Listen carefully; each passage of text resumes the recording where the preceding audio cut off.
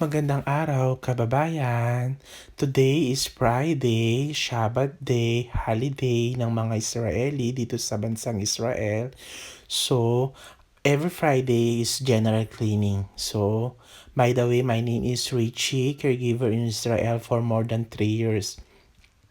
So, habang tumatagal na tayo dito sa Israel, parang napapagod na tayo, pero siyempre laban lang para sa ating goal, para sa ating mga pangarap sa buhay. At the same time, para makapag-save in the future. So kung mapapansin ninyo sinasamantala ko yung paglilinis habang natutulog yung alaga ko. Kasi mamaya pagising niya, malinis na yung bahay. At the same time, kakain na lang kami. 'Di ba? Yan ang mga daily routine ko. Pag natutulog siya, diyan ako sinasamantala yung paglilinis kasi every Friday talagang naglilinis talaga ako. Nagge-general cleaning talaga ako. Tapos kung mapapansin nyo, abang naglilinis ako, nagluluto ako, kailangan multitasking dito para at least matapos yung trabaho.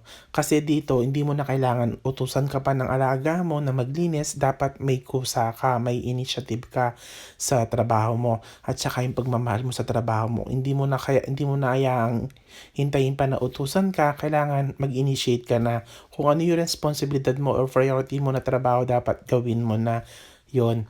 At gustong-gusto ako ng alaga ko kasi nga hindi na niya ako kailangang utusan pa. Alam ko na yung trabaho ko dito sa bahay namin. Sa totoo lang, dalawa lang kami dito sa bahay. Yung alaga ko tsaka ako, nagagawa ko yung gusto ko dito.